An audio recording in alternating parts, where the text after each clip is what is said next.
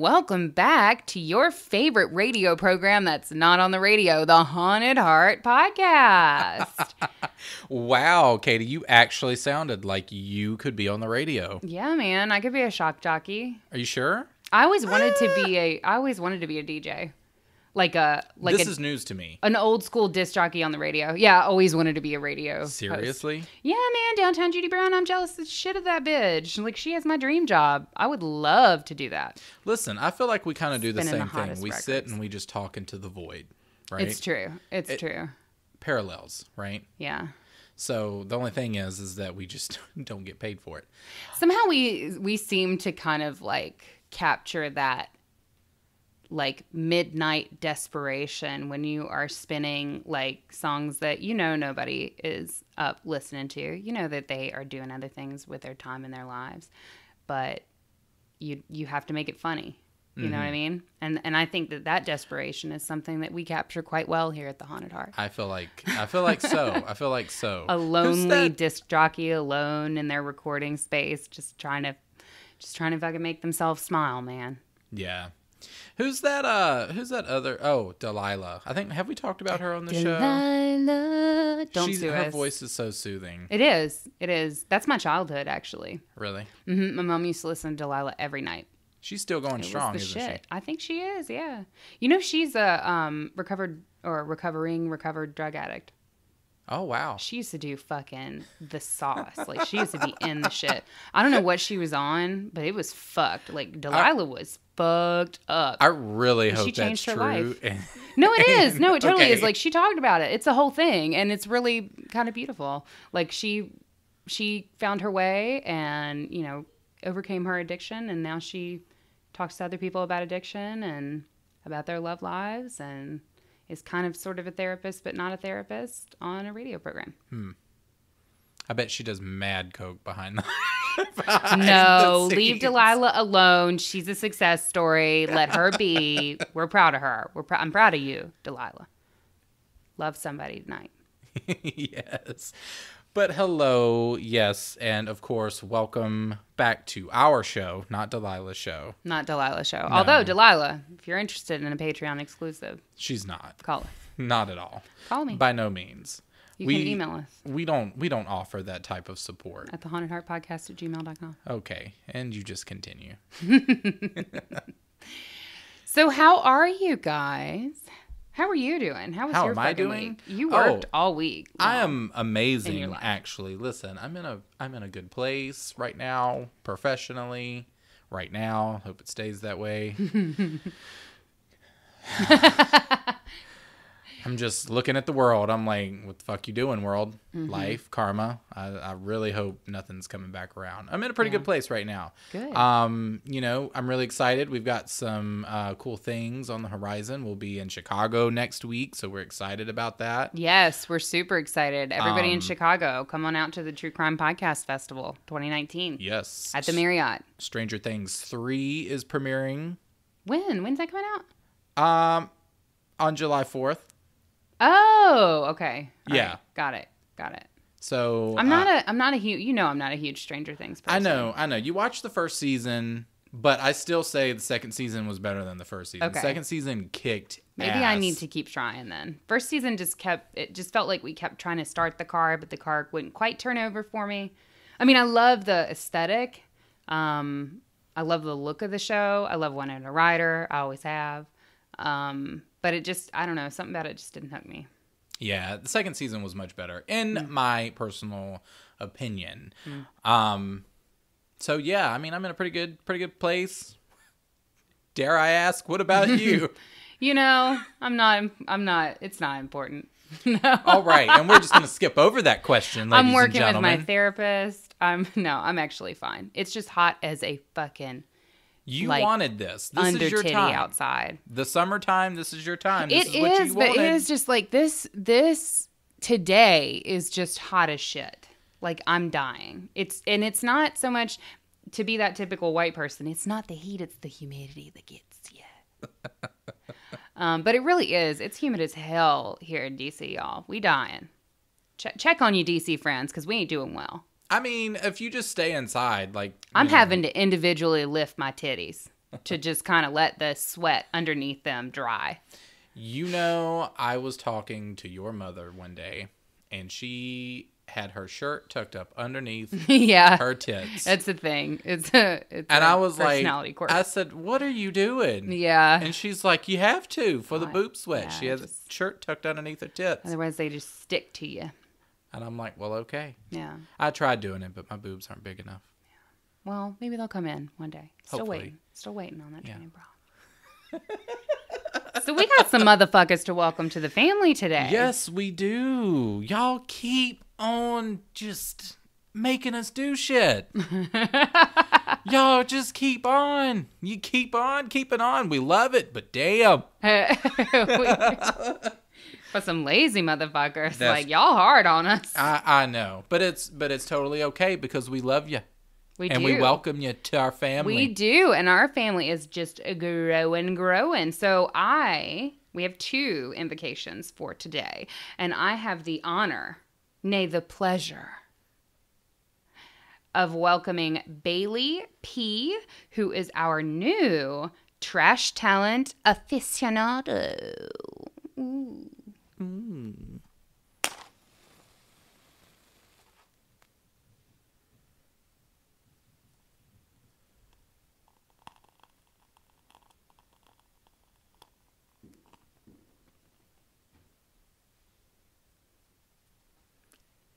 And I am welcoming Emily A. to our cannibal cult. Again. Damn. I say this every time, but they hungry. Fucking love it, man. They hungry. I don't understand. But I'm here for it, and I'm going to light your fucking candle.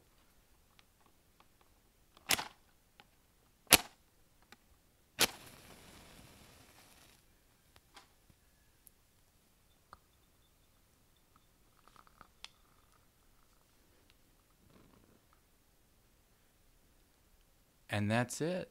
Your candles are lit, at least through the episode, but you know, forever and always, in our dark, dark hearts. Thank you guys so much. And if you would like to have an invocation on the show, then you can check us out on Patreon, motherfucker. www.patreon.com/thehauntedheart. Good job. Yes. You should have just stayed the course. Been confident. We can edit it. Nah. I don't want to give the people any ideas that I'm confident about anything. That we are confident or competent in any way. Exactly. Yes. Join us at Patreon. The Patreon's been a little bit quiet over the past couple weeks. We had a lot of shit going on in our motherfucking lives. But we are getting Patreon back on track. We're going to do a kind of like a re-release, a reorg of Patreon. Do not panic. You will keep all of the current perks that you have if you are currently signed up on the Patreon. But we're just kind of going to do a little shuffle. We're going to freshen some things up a like little at the bit. poker table. We're going to spritzer, freshen her up. Patreon, the Redux. Yeah, it's been a while.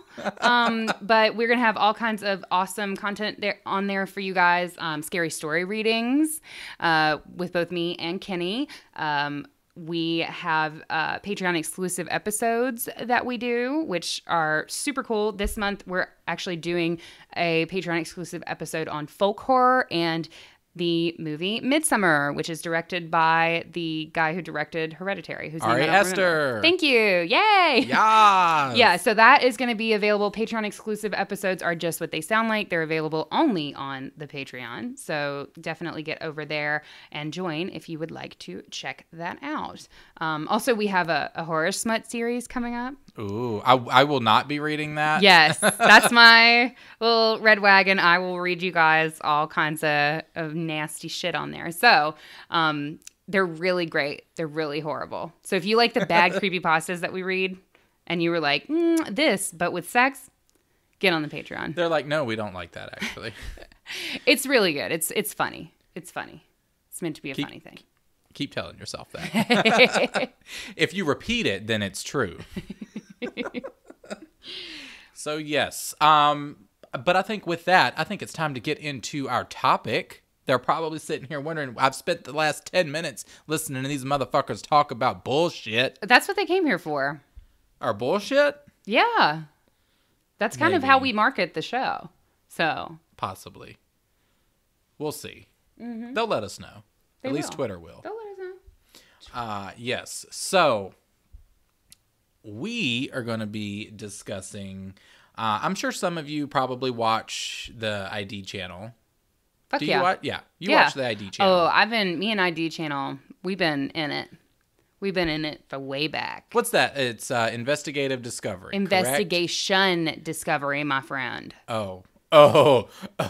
Investigation Discovery. Ew, okay. And I've been there. I don't know if they still have the commercial because I haven't watched it in a while. But I don't know if they still have the commercial that's like Investigation Discovery. But that was always fun. Okay. Well, because since you know everything. Whispered. It was like early ASMR. Mm-hmm. That was back in the days when we didn't have nothing but Investigation Discovery to watch our true crime. We didn't have podcasts. We didn't have fucking Oxygen Channel turning itself into the fucking murder channel for women. Yeah. We didn't have these things that you youngsters have today. That's true. That's very true. But there's a particular show in there called Fear Thy Neighbor. And we thought that would be an interesting subject to talk about. Me having recently dealt with a very awful neighbor situation, truly awful. Like, my mental health was so bad. It was suffering because of it. It was kind of like living in if you've seen the movie A Quiet Place, that's what my life was like. I was fucking Emily Blunt in the fucking bathtub giving birth, trying to do that quietly and not make a sound because the fucking monster will come and fucking destroy your fucking bloodline if you do. So, that's my inspiration behind this week's episode. So, yes. Yeah.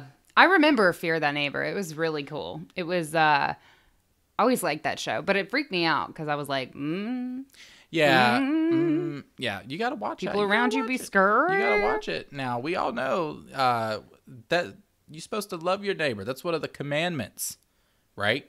Mm-hmm. What is it? Oh, I actually happen to have it pulled up right here. Oh, my God. Jesus said unto him, thou shalt love. I am. On this podcast. Are you reading scripture? On this podcast? I'm sure the lines will just burn up. Thou shalt love the Lord thy God with all thy heart and with all thy soul and with all thy mind. He wants every fucking thing. This is the first and great commandment, and the second is like unto it. Thou shalt love thy neighbor as thyself. On these two commandments hang all the law and the prophets. Now, I have some issues with that. What happens when you don't love your neighbor? What happens when your neighbor is a conniving, soul-sucking piece of shit? Huh? That's what I want to know. I don't know. I mean, I guess you bake them a pie or something. That's what you would do. You would bake them a pie. I would. With some good Epigag. Never underestimate it. That? What the fuck is Epigag? that? Have you never heard of Epigag? No. Makes you. Oh, it makes you throw gag? up. Makes you gag. No. Did you actually, I think this was in the news last year. I thought it was recent, but. I hate when that happens. I'm like scrolling through Facebook and I'll see where like somebody died and then I check the date and I'm like, fuck, they died like 4 years ago. I already grieved this. I thought this was recent, but its last update was September 23rd, 2018. Gotcha. What happened? No, it was this father and son who was accused of their neighbor's death. So they are facing murder charges over a box spring that was in a fucking alleyway between their homes. What the hell? Yeah, so apparently the father and son got irritated, or they had gotten into like, apparently they had some issues in the past, but you have this father and son, and then this other gentleman who lives next door with his common law wife, as they say, and their daughter. And apparently there was an issue over the box springs. I'm not really sure how, but the father and son ended up pulling up a gun and a shotgun. Shit. on them, and they were having an argument, and it's all caught on video. You can actually see the video. It's rather disturbing. And the neighbor got mad because they pulled guns when their child was around. And then the two men can be heard, the father and son can be heard saying, like, I will fucking kill you. I will shoot you. And the other guy's like, you're not going to fucking shoot me. Point your gun at me. You're not going to shoot me. And then they fucking shoot him. And kill him. Crazy, crazy shit. Over a fucking box spring. A box spring. That's crazy. Uh-huh. Who did the box spring even belong to? I'm not really 100% sure. I'm not sure, but they were both arrested, father and son, and they both actually got out on bond initially for $25,000 each. But then they were taken into custody again when the court reviewed their bonds and raised them to $250,000 each. So then they got put back in jail. So, yeah. They face charges of first-degree murder, apparently. But it's crazy. You can actually see it. It's on CNN. But that's the shit. It's like... People lose their mind. There's definitely something that happens with, like... You and I kind of grew up in in a fairly rural area. We've talked about it on the show before. And, like, I always had plenty of space. Like, I lived in a neighborhood, but, like, the houses were pretty far apart. So, like, I could walk around my house naked. I could do, whatever. And what difference does that make? You live up on people now and you still walk around naked. Well, it's true. But I could walk around naked probably without people seeing me. Now, they definitely see me, but they just look away or keep looking. I don't really care as long as you stay over there and I stay over here. Okay? But, yeah, so I guess... to kind of like understand, I guess that's why Fear Thy Neighbor, the ID show, always interested me, because it was like I didn't quite understand what happens to like people's minds when they're like right up underneath each other and you can hear everything that the other person is doing, and you have, maybe you have some slight tendency towards mental instability to begin with, or maybe you don't, maybe you're totally fine, but just a combination of different stressors can really drive people to do things that they wouldn't otherwise do, and stuff that's like, like murder, really, really heinous things. And so it's kind of interesting that just, obviously it's never just one thing that gets people to that point, but kind of a combination of different things and how those things can stack up on top of each other and then eventually become unbearable, and you have somebody who like mentally just breaks.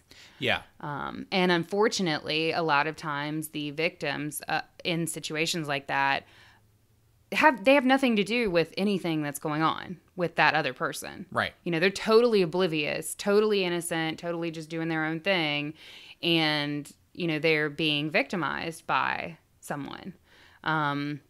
There have been issues with like stalking. There was a story, I don't have the details on it, but I remember a story from a couple of years ago where there was this woman who things were being moved around in the house, I think, or something was going on, and they actually found, she lived in an apartment complex, they actually found that her neighbor, or a condo, I think it was a condo, her neighbor had an attic access in his home, and everybody did in that particular complex, on their closets, because she was on the top floor. And the neighbor went through the attic access to the attic, crawled across the rafters, and then came down her attic access in the night. Oh, and then came out of her closet into her bedroom. And the way that they finally figured it out is they set like a camera up. At night in the room, and they caught him on camera like coming out of her closet and just like standing there. See, no ma'am, I can't deal with that. No. That's like that found footage shit, and you just see people. No, that freaks me the fuck out. Only it was real, and it was like an actual human who was doing this. Like, very scary. Yeah, that freaks me out. That fucking like people living in your walls and you don't fucking know it shit, that terrifies the fuck out of me. Yeah. So like on the one hand, like I remember when I first moved out, because I would always get scared when my mom wasn't home as a kid, because we lived at the middle of a dead end road in the middle of nowhere. So if somebody came in my house to murder me, like there's really nowhere to run. And when I first moved out, like to college, and then afterwards when I had my own apartment, I was like, oh, okay, you know, this is fine because there are people all around me. So if somebody like was to come here to murder me, then at least you're going to have like witnesses, and at least, you know, somebody will be around and I can just run to the next apartment door. But, you know, then of course you get into watching Fear Thy Neighbor, and maybe it is the next apartment door that is the danger. Mm-hmm. So it's a very interesting topic to me, as far as like just thinking about how things can pile up on a person and make them do something unthinkable. Yeah, definitely. I would completely agree. That's actually part of, that actually goes hand in hand with my story that I am going to talk about today. So I actually pulled my story from the ID channel. So thank you, ID channel. Please don't fucking sue me. Actually, they don't even do Fear Thy Neighbor anymore. So, I mean, honestly, you should just let me do whatever the fuck I want, I feel like. Everybody go back and watch Fear Thy Neighbor after this. Give them some views. Yeah, I think you can probably still get it through their streaming service. Yeah, you can. You can actually do it online, but you have to have like that fucking, it's like a cable sign in from your cable provider. Yeah. And I'm like, I think if you have Roku, I think you can actually buy ID channel by itself. You can actually watch the first season for free right now. Okay. On their ID channel. Well, there you go. Bam. Go ahead and get it. Get you that some ID. streaming. That is true. Investigation Discovery. Sorry. Investigation Discovery. We have to say it like that. Investigation Discovery. Yeah. We might get sued for that. Oh. Anyway, moving on. Listen, I'm going to tell you what. If we haven't been sued by now by any number of people, then I think we're good. The motions are just waiting. They're like already filed.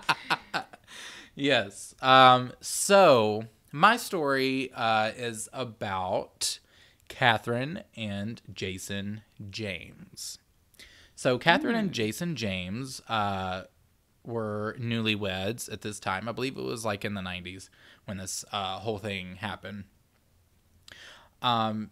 So they moved into their brand new home. It was a dream home for Catherine. She said it reminded her of her grandmother's home, and that she had always wanted a house like her grandmother's home. She said it was the tallest house on the street, and then just everything that she could ever want. Because that's the other thing, right? Like when you're dealing with these situations with neighbors, like your home is your safe space, right? Mm-hmm. So when things, you know, especially if they're around you in such a close way, they make you feel threatened. Like the threat is higher, I feel like, or makes you feel like it's higher because it's your home. It's around your home. Yeah. Well, your home is like you said, your home is your safe space. Your home is your, there's a lot to do with home invasions.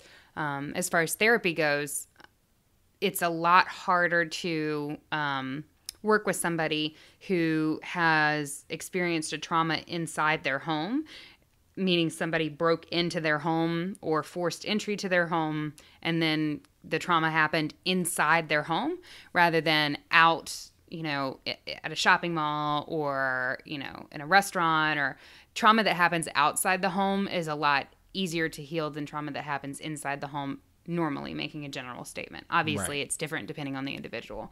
But there's something about the experience of having your home violated in such a visceral way that it's really hard for people to come back from, because it often creates PTSD and all sorts of really bad stuff. Yeah. And I think it also puts up almost more of a fight instinct versus the flight, because it's your home. Right. You obviously want to protect that safe space, right? Right. And it's a lot harder to flee from your home because, be it if you're on a lease or you have a mortgage, like, you know, you're kind of like, even if like you want to move, sometimes you just can't fucking move away from your neighbor. Right. Like you can't get there, and so you're kind of stuck, which only exacerbates that like agitation. Right. So Dennis and Wanda Lassick lived next door to Catherine and Jason. Dennis and Wanda both had children. There was also another neighbor beside them, an elderly lady by the name of Sally Swanson. Mm-hmm. So it went Sally, Catherine and Jason, and then Dennis and Wanda in this little, like, you know, 3-home block or whatever you want to call it. Like a duplex, but like a triplex. I don't think it was, but it was like they were just situated very closely together. These 3 homes were. Oh, okay. So it kind of would initially appear that, Catherine found her home that she really loved. It was kind of like a dream place and her own little, like, perfect little slice of heaven. So it really, fucking sucked when things went absolutely stir fucking crazy. So Kathy decides one day she wants to head next door to Wanda's to try and make friends. She thought that they could hang out and have fun, and after a while they became friends and were very neighborly with each other. They got to know their kids, and Kathy actually started to babysit for Wanda. And things were really going great until they weren't. One day while watching the kids, the Lassick's daughter, Denise, ended up hurting herself. And Catherine helps take Denise to the hospital and helps get her situated. Nothing major. But Wanda's husband, Dennis, wasn't too thrilled. He was like, why is she getting hurt when she's over there or whatever? And he was also really super fucking irritated with how close Kathy and Wanda had become. So Wanda didn't really have a lot of friends, and it soon became apparent that Dennis was kind of partly to blame for that. He was very jealous, didn't really want her to have friends. So you sort of see the picture there. So, having another woman next door, they sort of bonded. Now, you're living in a neighborhood, especially one with kids. You got to know that comes with noise. It's just inevitable. And the noise really started to irritate Wanda's husband, Jason. Oh, is he a podcaster? No, not at all. Because I can relate. No. Just found my relatable character. So, yeah, maybe. Let's see how this story goes. No, but the kids would play with balls and stuff like that and sometimes throw them up against the house. Right. They were used to doing that because the house had been empty and then they really weren't thinking. They were just being kids. Yeah. And it would just infuriate Jason to the point to where he started to get it was between the 2 husbands now. So Jason would lash out because of the kids, and then Dennis would lash out because Jason's trying to talk smack about the fucking kids. So these 2 men really were not on, good terms. And they were being men, obviously. But their wives are quite friendly. At this point, their wives are quite friendly with each other. So, and because these houses were were right up on each other, obviously you hear when people are fucking arguing and fighting and yelling, which Wanda and Dennis did a lot of. Kathy and Jason would often hear them arguing all throughout the night and going back and forth. And it was also at this time that Jason started to show signs of domestic violence against his own wife, Kathy, as well. So you kind of start to see these 2 women connect and being brought together by their own situations. Neither one is you have one who's in an obvious unhealthy relationship, and then you have one who's they're newlyweds, and then he's starting to change his colors a little bit, right? Yeah. So doesn't sound like either one of them have winners. No, pretty much. So Kathy and Wanda are trying to figure out, all right, tensions are really high between our husbands and then, the neighborhood in general. So they wanted to figure out a way to sort of bring everybody together. So they decided to organize a block party for the neighborhood. Okay. And everything actually started out really well. Everybody was getting along. Things ran pretty smooth up until nightfall when a car drove past the barricades and, kept going. Wait, what barricades? The barricades so they set up barricades for the block party because they were in the street. They roped off the road. Yeah, and a car. What year was this? Drove in the 90s, I think. Oh, okay. I don't think you can fucking do that now. Probably I don't think you get to just close the road. Like, I think you have to call the police. Maybe they did. I don't know. Maybe they had like authority decision. to do that. I don't know. But this car just sort of drove right past it. Okay, sorry. Great, Katie. If you're thinking of organizing a block party, you have to fill out a form. Maybe. That is from the Haunted Heart podcast. I don't know. Look into it. Let us know. Check your local laws. If there's any city planners, if you just want to email me at thehauntedheartpodcast@gmail.com, I'd really like to know. Just check your local laws. Check with your local law enforcement. I'm sure they'll be more than happy to help you out. Sure. All right. So somebody clearly doesn't have much regard for the law. No regard for the law. They're just driving through. No. But I mean, this is like dangerous because obviously it's barricaded. You have people in the fucking street, kids on top of that, who are like playing in the street. And so Wanda's husband, like, it pissed him off. He got so fucking angry, started throwing shit around, threw fucking trash cans around, was like, and had almost hit the fucking one of the kids with a fucking trash can. So like the car went on about itself, didn't hit anybody, even though, you know, you're still a piece of shit driver. Mm-hmm. I wonder if it had Maryland plates. It probably did. And so everyone's trying to like get him to calm down, and Kathy being one of them. And I think she said something to him that really pissed him off, and he like went off on her, which then caused her husband to go off on him. And then the two men begin fighting in the street. So they're now physical at this point, fighting and whatnot. So at this point, the lines are pretty much drawn between the two. Sides are taken, and nobody's kind of like, it's unspoken, like, don't talk to these people. Mm-hmm. And the neighbors continue to have issues. So we're starting to see a point where now the two wives have issues because they're being sort of turned by their husbands. Like, they're being turned against each other by their husbands. The two houses actually shared a water line, with the main line being in Wanda's house. And prior to all the arguing, they had an agreement to split their water bill since they shared the same water line. Well, because Jason wanted to be a fucking dick, he stopped paying it. And so Dennis shut their water off. And so the two go back and forth, and then at this point, the two wives start getting into it. Jason would come out and find that his truck had been shot up by a BB gun with the windows busted out, and Kathy would bring the police into it, which irritated Wanda, because she's like, why are you calling the police for all this other stuff? But I'm like, bitch, if I come out my fucking car is shot up, I'm calling the fucking police.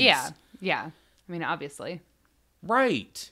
Do we know who shot up their car? I mean, not officially, but probably the couple, Wanda and Dennis, did have a BB gun because Wanda and Kathy would often like do target practice in the backyard. Got you. So, I mean, it was quite pretty clear obvious. That's. See, that's too obvious of a way to get on somebody's nerves. You have to figure out what tiny, like, little insignificant thing it is that gets on their nerves, and then just fucking exploit the hell out of it. Well, that's what like Kathy's... clicking a pen or popping your gum or something like that. That's true.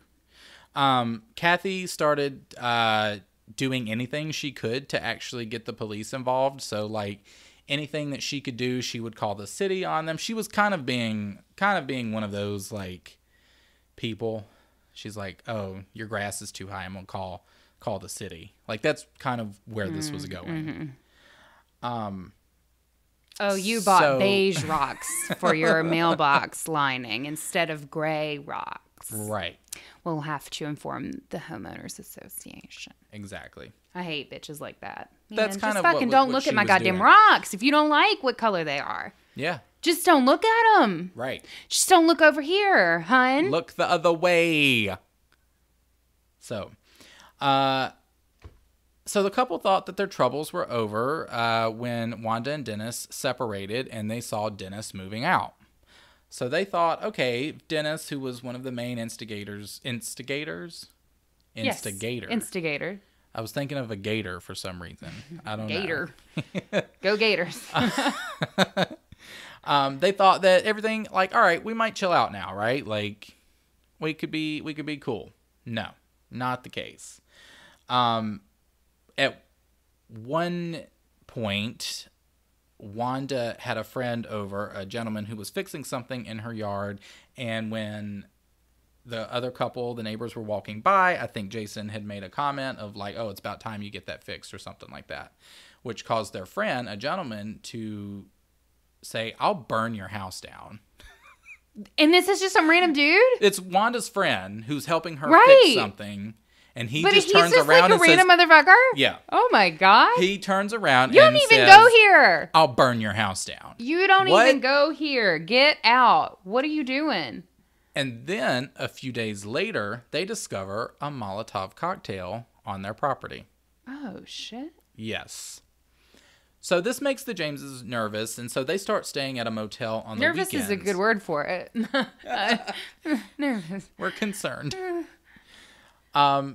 So they start staying at a motel on the weekends, and it was during one of these weekends that they get a call informing them that their home is in flames. Mm-hmm. Once they arrive on the street, they find that everything is ablaze, including the two homes beside them. Wanda's house? Wanda's house as well. Also, the little old lady's next door, who's like, she's described in the story as being like a really sweet old lady who's just minding her business, and she worked hard all her life to buy her own home, and she was independent and bought it herself, and that was hers. You know what? Insurance money, baby. You're going to be fine. You can buy a house in Bali. Luckily, go for it, ma'am. Yeah.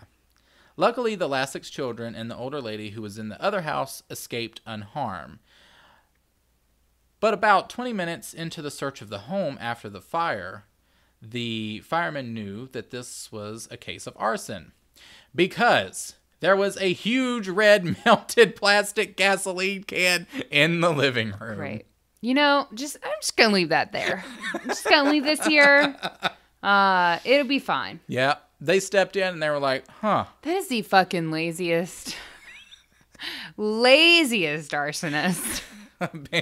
Just going to sit this right here. It's plastic. It'll burn. It'll melt. It'll melt. It'll melt. Yeah. So the question then becomes, who done it? Who burned the fucking houses down? I don't know. We going to check on that friend? Because he didn't seem like he was too stable. The one who just turned He around did and say, said, I will burn your house house down. Yeah. So investigators... I'd start there. That is... It's a good lead. Suspicious. Yes, it's a good lead, I would say. If I was an investigator, that's where I would start. Mm-hmm. So they questioned the neighbors, who made it no secret that they just didn't fucking like each other. The Joneses obviously pointed out the verbal threats that had been made to them, along with the reported Molotov cocktail, which, when Wanda was questioned, she had an interesting piece of news for the investigators. She brought up that about a week prior or so to the incident, she noticed Kathy and Jason moving out all of their valuables. This obviously changed the direction of the investigation. Little did they know, Kathy was already being watched. By who? Girl, what? She was already being watched by the police. One day, Jason casually mentioned to her about burning their house down. They trying to get money. that insurance money. They want to go to Bali. Money. Yeah, he just casually brings it up. She initially is like, you're fucking crazy. But he talks her into it. So they find a friend of a friend who says he's willing to burn their house down for a total of $1,000. So this man who was working on Wanda's lawn said, I'll burn your house down. And Jason said, you know what? Not if I fucking burn it down first, motherfucker. I bet you that's what gave him the fucking idea. It might have. It actually might have. I'm still going to blame that motherfucker. He's the one who gave him the idea. It might have. But this friend double-crossed them and became an informant for the police. Because you know you can do that shit. This is crazy. Mm-hmm. This is just like that Tanya Harding movie. I'm the telling best you. friend in that who was like trying to like be like Did you watch that movie? No. The Tanya Harding? You got to watch it. It was really good. But the best friend in that, her boyfriend's best friend is kind of who I'm imagining as that character, as Jason, because he, like, Tanya wanted to win, and, like, then the boyfriend comes up with this idea of, like, hurting the other contestant, and then the boyfriend's best friend is like, let's do it. But then he completely fucking botches it so horribly and does a horrible job, and then the police question him about it, and he's like, I don't know no Tony Harding. Like, that's who I'm imagining. Yeah, he was such a fucking idiot. Yeah, that's kind of the vibe that I'm getting from him. So because that's what he did. So he heard, they obviously came to him with this offer, and he was like, yeah, okay, I'll do it. But then went and got more money from the police for becoming an informant. They weren't even, like, looking at her. He just brought up to them like, hey, listen, I actually had someone who's trying to get me to burn their house down for insurance money. Job? Money? Give me money. Interesting. And they were like, okay. So the police checked into it, and actually had him wired and all of that stuff. And they had had both of them on recording talking about this plan to burn their house down. So investigators divulged this information to Kathy, who didn't know that they knew anything about it, right? So she's sitting there being, questioned, and then they drop this fucking bomb, and she's like, the fuck? She's that Pikachu meme. So she essentially breaks and tells them that they had indeed talked about burning the house down and had an agreement with this gentleman, but that she had called it off. And this turned out to be true because the police had been monitoring her calls. So they had monitored her calling this man and telling him, no, don't do it. This is wrong. And he did it anyway? Well, to be determined. Okay. So she was he like, said, you know what? Fuck this. He forgets he's being watched by the police. I'm going to burn this shit down anyway, bitch. Police are like, what? So she tells the man, they're like, we know you called to have it, to stop it. So again, we're at this point. Who did it? Kathy then mentions overhearing a conversation between her husband and his brother, where his brother said he would do it for $500. So Kathy goes to, now none of this is confirmed, that it wasn't like a solid deal. I think what was happening was they were all hanging out, and I guess the two brothers were just fucking shooting the shit in the back, and he was like, I'd fucking do it for $500 or some bullshit like that. Mm-hmm. Kathy didn't really think too much of it. I guess until her fucking house burnt down, right? So she mentions that to the police. She actually goes to a Radio Shack. God bless your Radio Shack. You know what? It's the 90s. A moment of silence for Radio Shack. It's the 90s. Aren't they still around? But now they call themselves The Shack. I'm not sure. Which is kind of weird. I haven't seen a Radio Shack, but I don't know. She purchases a wire, which I didn't know you could fucking do. I didn't know you could just go to the Radio Shack and purchase a fucking. You know what? It was a wild, wild frontier out at the Radio Shack in the 90s. Maybe. So she heads to her brother-in-law's job to try and get a confession, but unfortunately doesn't get anything truly admissible. Also, I don't think that's how that works. I don't think you can just go and do that and then that's admissible in court. Yeah. Right? You mean like just recording somebody? Yeah. Well, it depends on the laws in the state. So if it's I forget what the term is, like a one-party state or like I guess I think it is one party. So like Virginia, I know that in Virginia, we are a one-party state where if I walk into a conversation with you and I know it's being recorded, then it is admissible in court because one party knows that they're being recorded. If neither party knows that they're being recorded, it's not admissible. But if one party knows, then it's fine. Okay. He denied it. But that does differ by state. Yeah. So don't you take that advice. We don't give legal advice here. No, we don't. We are not lawyers. No. We're doctors or mental health professionals. So she didn't really get anything truly admissible from him. I believe he denied it several times. And they were kind of going back and forth, and then he casually let it slip. I guess in like a fit of rage that, you have no idea how scared I was when I thought I was going to die because I couldn't get the door open. So she has him saying that, which I'm guessing is why the gasoline tank was in there. Mm-hmm. So I believe what happened was he went in, started the fire, went to go to try to get out, open the door, and I think the door was locked and he couldn't get out, and I think he dropped the can and fled. But again, apparently none of this was admissible. So the judges state that while he knew that Kathy did not commit the crime, he wanted to teach her a lesson and slapped her with 10 to 20 years for conspiracy to commit arson.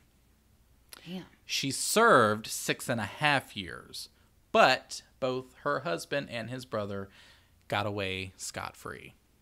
The fuck? The people who actually did the shit didn't get any time? Yep. They didn't serve. But you gonna any send time. her? No. Yep. Fuck that. How did that shake down? 6.5 years. She's still married to him? No, they I got don't a think divorce. So. They got a divorce. Mm. That's some bullshit. I'm gonna teach you know a what? lesson. This all would have just been better if Wanda and Kathy had just been less. I mean, I thought that. So when I was, if it's not working out, I thought we were heading. I thought that's where we were headed to. I definitely thought we were headed to a love triangle. When I was researching, when I was researching the story, I thought that's where it was going because they were like, oh, they started we have doing shitty husbands. target practice in the background with the yeah. with a BB gun. I was like, oh, okay. Got to correct your form, girl. I thought we were gonna go like they were both in on it, burn the houses down with their husbands in it, or killed them, and then fucking went off and lived happily ever after together. Wow. So that's my story of two neighbors who just started out as friends and then ended up just burning each other's shit. That was crazy. Did we ever check on that person who drove through the fucking block party, though? Because I feel like that guy, you know who that motherfucker was? Probably the same guy who threatened to burn their fucking house down. Probably. That friend who had nothing to do with the situation, but is just living their life in the most fucking insane way. The little old lady who lived next door, the burning down of her house, really affected her horribly.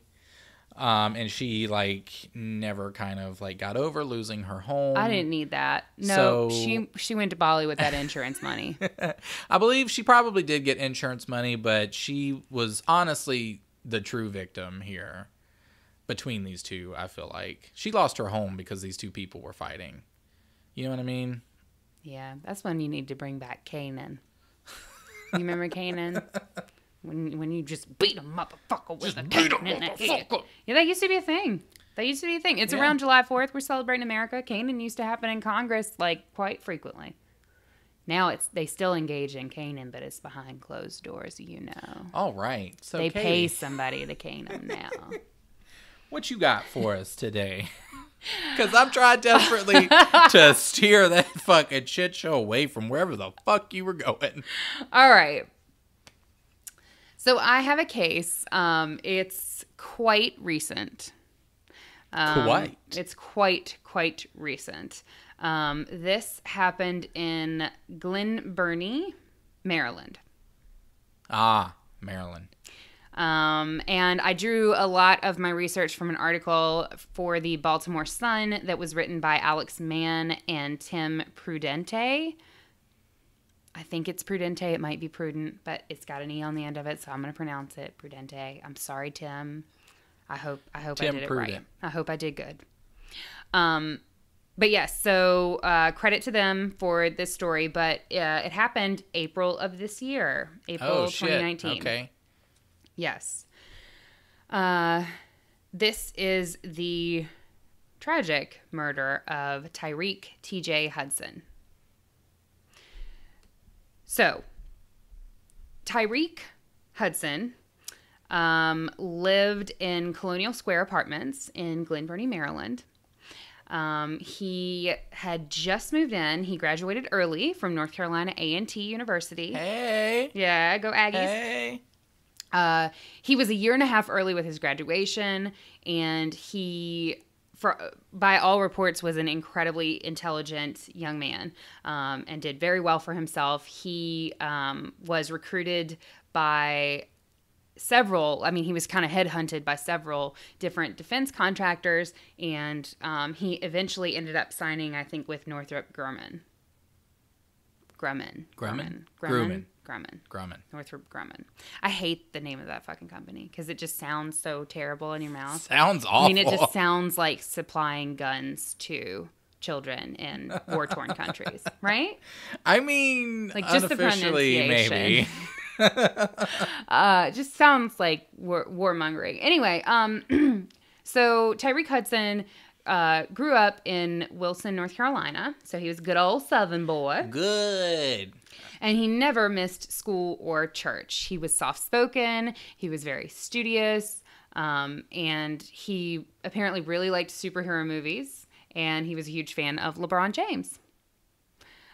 His mom helped him find the apartment that was really close to his office in Annapolis, Maryland. And they liked Colonial Square because it seemed bright and cheerful. They had a bunch of like red and yellow tulips that were printed out front, and a lot of welcome banners and signs stating that it was pet friendly and energy efficient.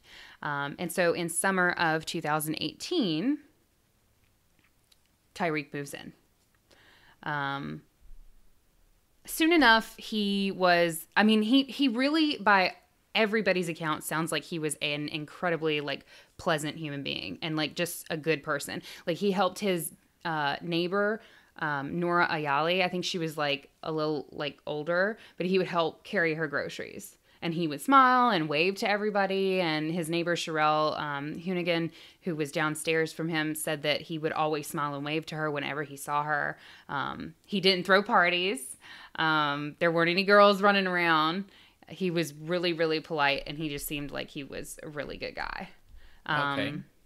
And the same held true, his coworkers at Northrop Grumman said the same thing about him. Apparently they went bowling and watched movies and kind of rode scooters all over downtown Baltimore, and everybody said that even his manager said that he was a bright and promising engineer. Nice. So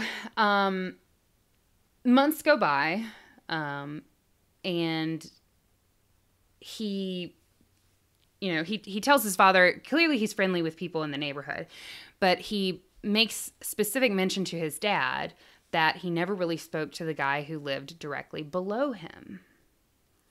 And the man living directly below him was named James Verombeck. Verombeck. He was 53. And nobody quite knew how long he had been living in Colonial Square. Neighbors couldn't really tell you. They didn't really know very much about him. But they did know that they tried to avoid him because they would always kind of notice him muttering to himself, and he had this weird habit of searching the dumpster. Yeah. He carried a ring of a bunch of different keys on his hip, and he would curse angrily if he was like fumbling for one. And his front door was always kind of cracked slightly open, almost as if he was looking out. So sounds like me almost. Except your door's not cracked open so that you're looking out. We tried to avoid him at all costs, is what they tell me at work. Yes.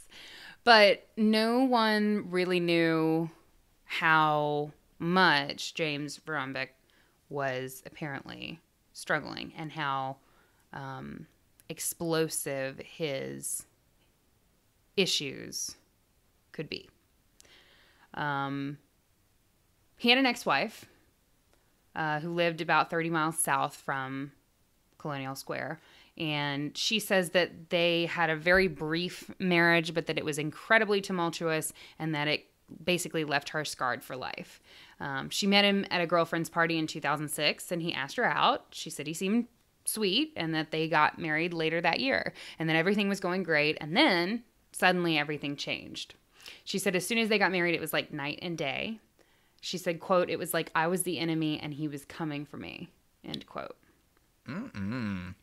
So she had 2 children. Ann Salter had 2 children from a previous relationship that she entered her marriage with Voronbek with.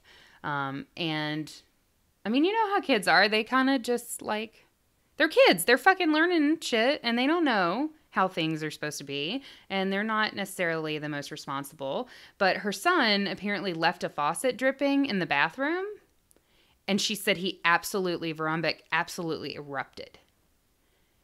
And he like blew up and was aggressive with the kid. And Salter said that his punishments never fit the crime, that he would get really mad and not talk, but he would look at you like he wanted to kill you over something small, like leaving the faucet going. She was a good mom and ultimately made the right decision. She said, "I didn't want my kids growing up feeling like they were working on eggshells." So she's filed for divorce after a year and a half. Okay. Which, applause for her. Yes, totally. Because all too often in these true crime stories, we hear people who stayed together who should not have fucking stayed together. We stayed together for the kids, I'ma which is tell you fucking, no, sometimes, that. no. Fuck that. No. You look at my kid wrong, and you can get the fuck out my house. I don't even care if you my kid's daddy. You look at him wrong. You go on. I'll knock you the fuck out. Mm-hmm. I'm the violent person. So they eventually got divorced. But she filed for divorce, but he asked her to marriage counseling. But shortly after that, it didn't turn out so good because she found him on dating websites. Even then, he begged her to continue counseling, but she called it off. She said, "Fuck that." And they got divorced in March of 2010. But Ann Salter said she frequently thought that she saw his car driving past her house. Fucking stalker. In the weeks after the divorce, she said that she saw Voronbek in her rearview mirror when she was driving to work and to her kids' daycare and other places. She got really worried on a couple different occasions, and when she would spot him following her, she would head to the closest police station, and he would kind of veer off. Yeah. Because he didn't want none of that law. Nah, he didn't want that. He didn't want none of that smoke. She said, quote, "I thought he was going to kill me in front of my kids," end quote. She filed for a protective order, and an Anne Arundel County judge granted it to her, but Voronbek violated it right away. It was May 2010, and a warrant was issued for his arrest for violating the protective order. Ann Salter later said that she felt the protective order saved her and her children. She told the court that she made the decision that,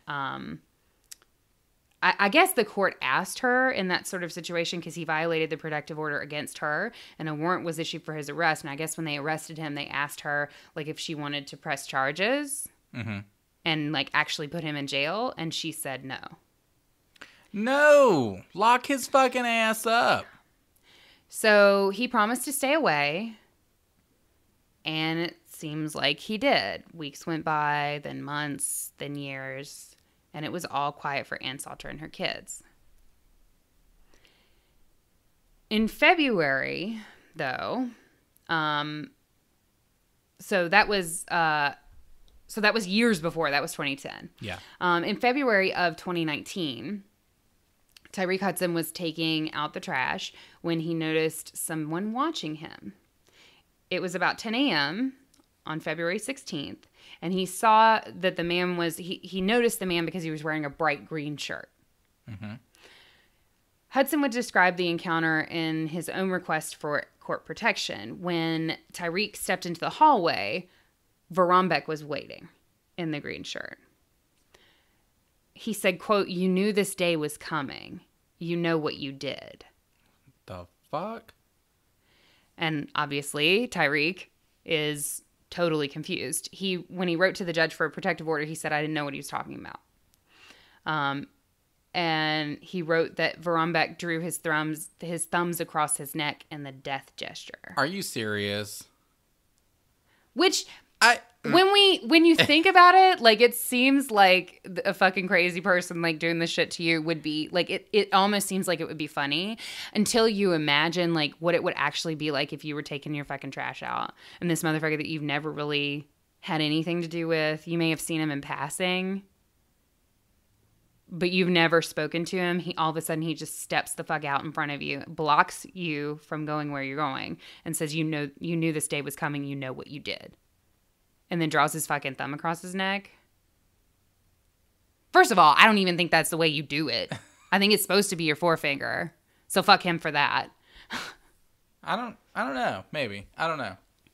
Yeah. So, that sounds like one of those things that I'd almost laugh at, but like, if you imagine what it must have been like, it sounds fucking terrifying. Yeah, I can definitely imagine that. It's just such a, like, it's so out of place. It's right. like... It's incongruous. Right. I'm like, what? Yes. So, shortly after, Tyrique Hudson did exactly what he should have done. He called 911, and then he called his dad, who was living in North Carolina at the time. And his dad said that, his dad Tyrone said that he remembered his son was really upset. And then he kept saying, quote, "I've never seen this guy a day in my life." So the same day, it breaks my heart because this kid did everything right. He did everything right. He called 911. He called 911 and reported it. He called his dad, talked to his dad. And then that same day, he filled out the papers for a peace order. Mm-hmm. And 3 days later, he walked into a courtroom in Glen Burnie for the hearing. So the judge that was involved was Debbie Patterson Russell, who about 2 months earlier had left the bench in Baltimore. A state panel that is responsible for overseeing judges had found that Russell had screamed at her colleagues in Baltimore and pushed one courthouse staffer, and that she also neglected her paperwork. But I'm thinking if you're yelling at people and pushing people physically, it's probably not such a big deal that you're not doing your fucking paperwork. But yeah, I think there's some other issues there, honestly. But you are a job. Like, you're a judge. Like, that's what you do. Did you say you are a job? You are a job. No, you're a judge. You are a job. You are a job. Technically in this country, you might be. Yeah. Yes. No, hang on to your you-ness. Don't let this country define you. No, So obviously we think of judges as like having a certain personality, like being pretty even keel and, not being overly emotional or hot-headed. But clearly this motherfucker had a problem with that. Yeah. Clearly. Documented. The panel at Receipts. We have them. Yes. So at the point that Russell was removed from the bench in Baltimore, that same panel who removed her also recommended that she be suspended for 6 months. And the Maryland Court of Appeals was actually actively considering that. But they hadn't removed her yet. So at that point in time, on February 19th of 2019, she was presiding over a district court in Glen Burnie, Maryland. And she was presiding over Tyrique Hudson's case. Mm-hmm. So both Tyrique Hudson and Vorobyev come in to her courtroom for this peace order. Basically, she asked what started this friction. And Tyrique said, that's what I'm trying to figure out. This is our very first encounter. And, he seems really mad and I don't know why and nothing happened. And I'm just trying to figure it out. So the judge posed the same question to Vorobyev. And he said, "Your Honor, I found out that he was videotaping me in my home. He had hidden a camera in my apartment." And the judge said, "How do you know he's been watching you?" And Vorobyev said that he would hear Hudson's steps overhead. Quote, "I'm in my apartment and I put on an adult DVD. I hear him walk across the living room. I hit the stop button and I hear him walk away." This is really hitting home for me right now, by the way. Just FYI. Yeah. Just FYI. I'm just throwing that out there for you. So Vorobek said he had tested this over and over again. The footsteps would return when he started his video, he told the judge. His porno. As if the person above were watching too. Quote, he'll get up from his chair and start walking down the hallway. He's watching me. He had a camera that he ran down through, and at that point it was, in the court records, it was cut off. I guess he was trying to say through the walls or through the floor or whatever. Something. Yeah. So the judge asked Vorobek if he'd ever seen the camera with his own eyes, and Vorobek answered no. And the judge said, you just kind of infer it because he moves around in his apartment. Yeah. Basically the judge has a conversation with Tyrique Hudson in front of Vorobek and says, you're not recording him, are you? And Tyrique Hudson, of course, says no. And the judge just told Vorobek, he's not recording you. He's not videotaping you, okay? He's not watching what you're doing. Do you understand? And then Russell denied Tyrique Hudson his peace order. But she encouraged the two neighbors to get along. She denied the peace order? And said, maybe you can be more neighborly in the future. Ah, fuck. In 2 months, on April 15th of 2019, Tyrique Hudson would be gunned down in the stairwell of his apartment building before two witnesses. After a 10-hour standoff, police would burst through the walls into Vorobek's apartment, arrest him, and charge him with the murder. Shit. Yeah. Well, do we know, what instigated that incident? What? No. He was probably just fucking walking. Yeah. Walking down. The details, it sounded like he just kind of, that Tyrique had left his apartment and Vorobek just bum rushed him. And he was also a grounds worker. The murderer was a grounds worker for Anne Arundel County Schools, which is really scary. What the fuck? Yeah. Now, there's been a couple hearings. Obviously, this is a really recent case, so there's not a lot of details on how things shook out with Vorobek. But at a bail hearing, pretrial services said that he suffered from schizophrenia. Prosecutors said that he confessed to the murder, and he's currently being held without bail at the Jennifer Road Detention Center in Annapolis. So the court date, I believe, is August 2nd of this year, and that's when we'll find out more about his sentencing. But clearly, there's a lot going on in this case. There's somebody who's obviously struggling with some sort of mental illness. Not saying that's an excuse, but there's somebody who's struggling with some sort of mental illness that's been kind of documented over the years. You have an innocent young man who was full of promise and potential, and by all accounts was incredibly intelligent, incredibly kind and sweet and generous and giving of his time. And the type of rare person who will, smile at people in the community and wave at them and kind of check on folks and help people with their groceries and make the world not so shitty. Right. And unfortunately, just because of a set of certain circumstances and certain things coming together in a sick mind the way that they did, he's been lost now.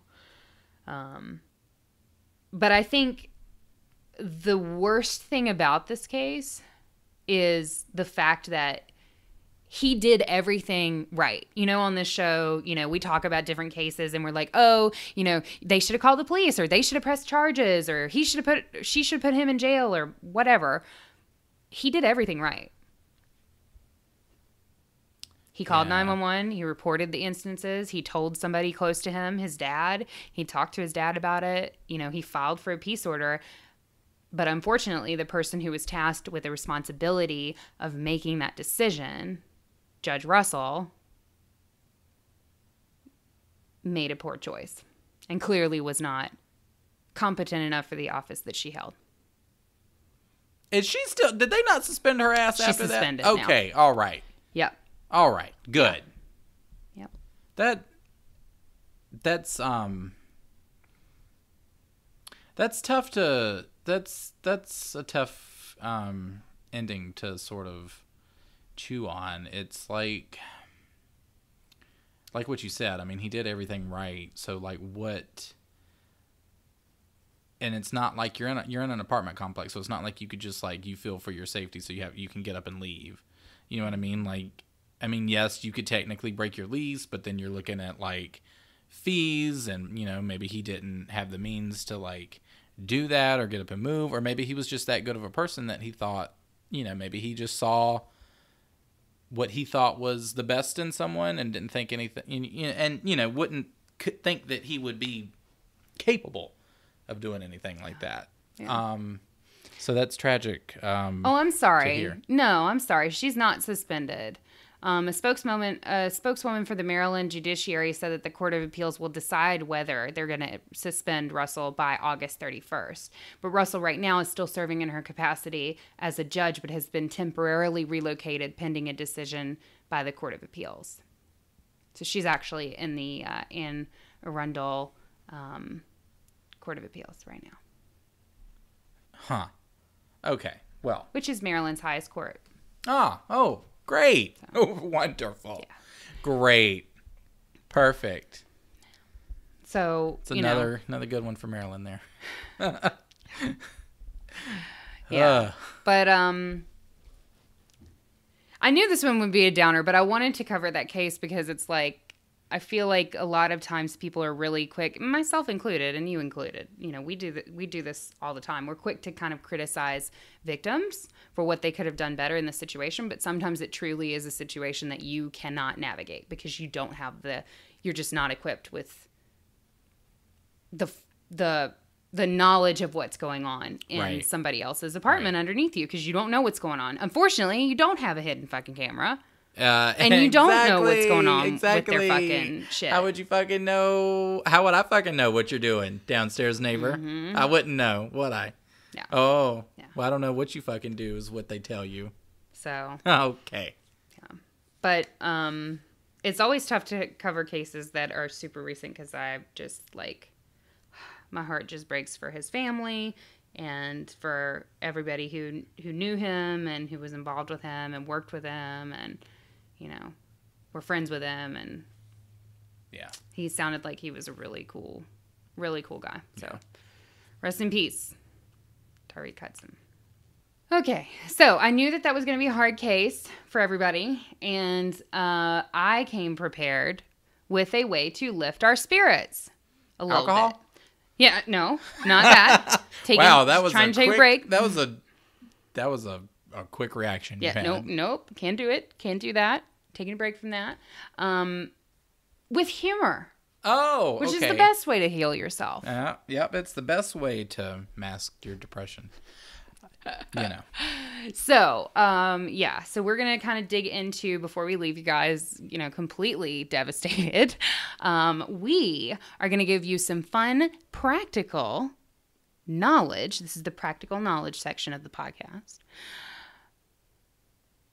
called 12 Ways to Kill Your Upstairs Neighbor with Their Own Bongos. Oh, wow.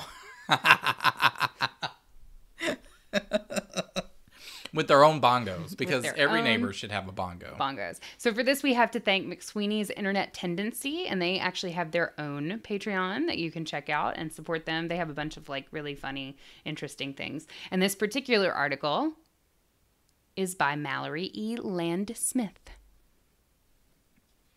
Okay, so, do you want to read the first one? Yes. 12 ways to kill your upstairs neighbors with their own bongos. 1. Repeatedly smack your neighbors over their heads with their own bongos, achieving the sort of rhythmic consistency that they have yet to manage in the 7 weeks since they moved upstairs. Number 2. Break the bongos. Find a particularly pointy piece of wood and stab the upstairs neighbors. While this method is on the obvious side, one cannot expect the sort of creativity it would take to hypnotize them into stabbing themselves at 3 a.m. One must consider the circumstances at hand. Number 3. There is a poetic beauty in fatally muffling these meddlesome noisemakers who don't have the decency to play someone else's practiced and processed, commercially digestible music. Remove the skins from the heads of the bongos and suffocate your neighbors. Number 4.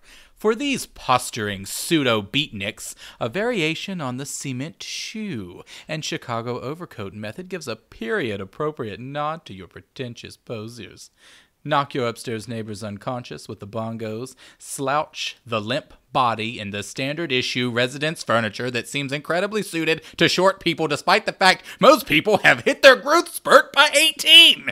Place the 2 feet in each upside down bongo, cement into place, and once firm, toss the neighbor into the Bow River or Elbow River, as you prefer. 5. Advertise via a Facebook event that their room is hosting a drumming gathering with free craft beer. Leave your phone number as the contact, since the buzzer only sometimes works in your building, and buzz anyone up who is interested. When the crowd finds out there is no free beer to lull the ache of the bongo playing, they will turn on the players. Number 6. Garroting. An incredibly popular form of street murder through the 18th and 19th centuries, and a method that deserves a comeback. As this was originally executed by choking the offender with a piano wire, this is only achievable with a more traditional bongo, where twine or cord is used to add tension to the skin of the drum. 7. Thumb screws? Thumb screws! Remove the lugs or hooks, as you may prefer to call them, which are the metal mechanical replacements for a twine tension system. Affix the bongo bashers to an uncomfortable dining chair, which comes with any standard issue res room with furniture designed to not be sex compatible, and use half bongos to cut the arms to the desk, securing them with duct tape or drilling them onto the particle board dining table if you wish to see a secure closure. Proceed with the thumb screws. 8. Make them eat the bongos. All right, so this one might or might not kill them, but imagine the immense pleasure of knowing that they will have stomach splinters, which could lead to tears in the stomach lining, infection, and death. 9. Skin and stretch their hides out over the drums so that you can have the pleasure of beating them whenever you please. 10. Disassemble the bongos and use the wood as kindling to begin building a fire around a signpost. Find some twine and use the lug hooks to anchor the twine to the ground. They have been perpetually half-baked on stanky, low-quality weed that they have diffused without good manners to share, so use this opportunity to finish the job. 11. With a sledgehammer, detach the 2 bongos from their center block and turn the himba, the larger of the 2 drums, on the floor. Place the neck of one upstairs neighbor on the himba, place the macho over the neck, and sledgehammer the smaller drum into the larger one, severing the head. And for number 12, wait for them to die from the built-up pressure from not getting laid. This should only take a few months at most, as indicated by their heart murmurs, spasmodic palming, flat-palmed smacking, and fingering pianotage that they do not have the crescendoing rhythmic capacity to keep a lover, any lover, ever. And there you have it. There are 12 ways to kill your upstairs neighbors with their own bongos. Mm-hmm. I would recommend you not do anything that we just said. Please. Just going to say as a disclaimer, don't. Just, you know what? Move. Just move. Just move. Just move. That's all we ask. All right, folks, I think that does it for our episode today. If you want to stay up on all the bullshit, you can find us on Instagram at The Haunted Heart Podcast, on Twitter at The Haunted Heart, and you can also find us on Facebook. If you search The Haunted Heart Podcast, like our Facebook page on Facebook, and then go ahead and join our Facebook group, because right now, for the month of July, we are doing a super cool scavenger hunt that's actually based on the show. In the Facebook group. So there's if you join, you'll see the pinned post-its at the top of the group page. And there's 37? How many There's different? 31 days. There's 31. There's 31 days in July. This just in. There's 31 days, so there's 31 prompts, one for each day, but you can do them. You can always do old dates, but just don't move any further ahead. So, for example, if it is the 5th of July, you can do anything numbers 1 through 5 whenever you please, but do not do number 6 until it's the 6th of July. Because we said so. There are rules on the page. Just fucking read through them. But basically, join the Facebook page. It's super fun. We do little events like this. We also do lives on there from time to time. So it's a really cool community. And if you love the show, then you will probably love the motherfuckers on that page. Mm-hmm. So come party with us there. And then if you would like to support us and support the show, you can find us on Patreon at www.patreon.com/thehauntedheart. And you can join. There's a bunch of different tiers that you can join to support. Don't forget, we will be in Chicago next weekend on Saturday the... Is 13th. That the fucking... Oh, it's the 13th? Yeah. Oh, 13th's my lucky number. Cool. Yeah. It's not Friday the 13th, though, but... Yeah, we'll take what we can get. Saturday the 13th, we are in Chicago at the Marriott downtown at Magnificent Mile. And we're hanging out there for the True Crime Podcast Festival. You can still get tickets, I believe, at tcpf2019.com. If you want to come to the show, that is awesome. But regardless of whether you come to the show or not, we will be hosting a meetup in the hotel bar. It's a joint meetup between us and the Paranormal Chicks podcast. So we're going to be in the hotel bar sometime. We'll post on our social media and we'll have updates for you guys next week on next week's episode. But basically, if you're in the Chicago area, give us a shout out. Let us know that you're planning on coming. And we will be planning on seeing you. You right. We gonna get all of it ready for you. Mm-hmm. I done lost 8 pounds for you. And I've gained 10. Just redistributing. Yeah, we do that. So, all right, guys. Until next time, you know what you gotta do. We say it every week. You have got to stay spooky. And don't kill your neighbor, please.